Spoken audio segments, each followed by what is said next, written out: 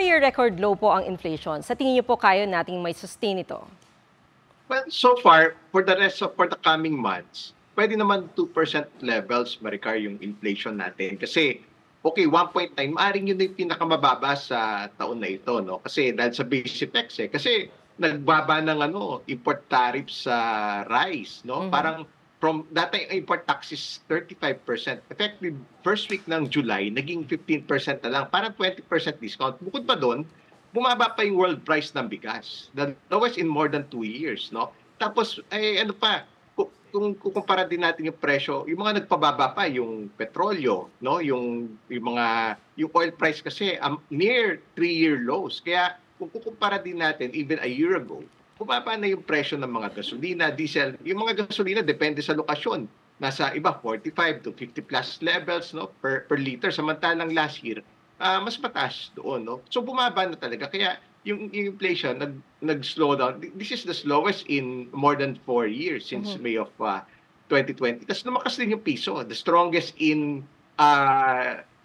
about 6 months, no? Kaya bumaba din yung importation cost. Kaya bumagal lahat, lalo na yung food, no? Yung pinakamalaking factor talaga yung pagbaba ng presyo ng bigas. Kasi 9% ng inflation basket natin bigas, no? Kaya malaking impact din 'yon dahil nga immediately 20% discount tapos bumaba pa yung yung world price niya, no? So ayun yung aasahan din ng mga mamamayan natin, no, in the coming weeks and months na nagsimula lang po yan July and well, habang dumadating po yung bagong importation na mas mura sa mas mababang tariff rate. So ayun po, yun po yung magpapababa po ng yung inflation natin. At least for the rest of the year, 2% levels po. Okay, sir. So ano po ang sa tingin nyo magiging epekto ng mga nangyayaring giyera sa ibang bansa, particular na sa Middle East, sa ating inflation rate?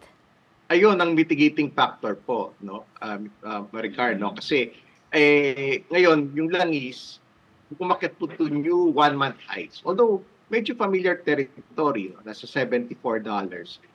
Just a few days ago, pinakamababa niya mga $67 to $68 dahil nga doon sa lang yun, no, yung missile attack ng Iran, no. Tsaka kasi like a few hours ago, yun din, no, binanggit doon sa news reports quoting US President Biden na yun kasi baka pinag-iisipan din kasi ng Israel na mag-retaliate at kung mag-retaliate man, pati yung baka i-consider din na target yung mga oil facilities. Kaya umakit yung presyo na lang is yun po yung offsetting factor kasi yung geopolitical risk yan mag-iisang taon na po yan yung giyera pagitan ng Israel, ng Hamas, pati yung mga allies po ng yung mga respective proxies, no, yung mga pinafund at sinusuportahan po ng Iran.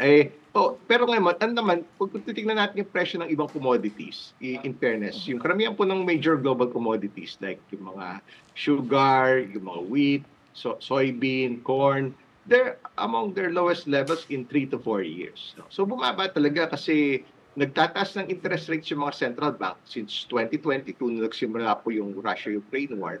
At effectively, bumagal po yung mga ekonomiya. No? Kaya humina rin po yung demand. Yun po, nagtrabaho po yung mga central bank. Ayun po yung response sila Kaya, inoobserbahan din po yan ng mga central banks din ngayon kasi ngayon pababa na po yung interest rates. No? So, ang katanungan, maapektuhan ba yung ability nila to cut interest rates? Dahil po sa mga geopolitical risk na yan, no? Yung lalo na po yung nangyayari sa Middle East. Kasi those are factors beyond our control. No? Right.